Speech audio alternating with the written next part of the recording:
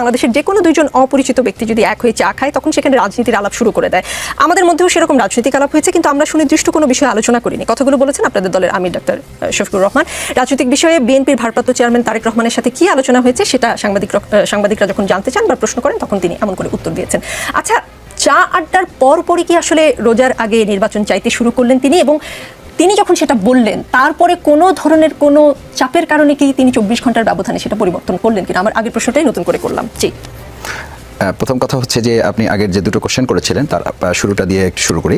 যে দোসরদেরকে আসলে 7 মাসে বা 8 মাসে যে টাইমটা আমাদের চলে গেছে, এর মধ্যে বেশ কিছু পরিবর্তন সংযোজন বিয়োজন কিন্তু ইতিমধ্যে হয়েছে, যেটা এনাফ না। এটা যদি আরও এখন আজকে এপ্রিল মাস চলছে, যদি ডিসেম্বর আমরা ধরি, তাহলে আরও যে 8 মাস আমাদের সামনে আছে, এটা একটা গ্রহণযোগ্য নির্বাচনের জন্য সরকার যে সংস্কার কমিশনগুলো করে দিয়েছে, একযোগে যদি কাজ করে এবং রাজনৈতিক দলগুলো যদি এখানে সহযোগিতা করে, আন্তরিকভাবে আমরা যদি সহযোগিতায় থাকতে পারি, আমার বিশ্বাস যে একটা দেশপ্রেমিক শক্তিকে এখানে সেট করে ইলেকশন করা সম্ভব। কিন্তু আপনাকে একটা জিনিস আমি একটি প্রসঙ্গে তুলে ধরি, জনগণের আশঙ্কাটা কোথায়। আমি একজন জনগণ হিসাবে, একজন নাগরিক হিসাবে আপনাকে বলছি যে আমি আজকে আপনি 2 বার আমার এখানকার শিডিউল চেঞ্জ হয়েছে, আমি আজকে এলাকা থেকে এসেছি। আমি একটা কথা মাঝে বলেছি যে আগে পুলিশের ভয়ে এলাকায় থাকতে পারতাম না, এখন জনগণের অভিযোগের চাপে আমরা এলাকায় থাকতে পারি না। অভিযোগটা কি? মাসুদ ভাই, কি ইলেকশন করবেন আপনারা?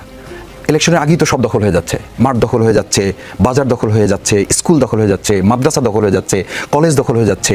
যে যোগ্য লোকটা মানে কোনোভাবেই ওই স্কুল কমিটিতে থাকতে পারে না, তাকে গিয়ে একজন এলাকার লোক বলছে দলীয় কোনো পরিচয় দিয়ে যে তাকে নিতে হবে, না হলে আপনি এখান থেকে প্রিন্সিপাল থেকে সরে যেতে হবে। আমার কর্মী অ্যারেস্ট হয়েছে, থানার ওসি হিসেবে আপনাকে আমি এখন প্রশাসন নীরব। এগুলো তো প্রশাসনের কাজ না, এটা প্রশাসন বলতে এটা ডিসি বা ওই জায়গার কাজ।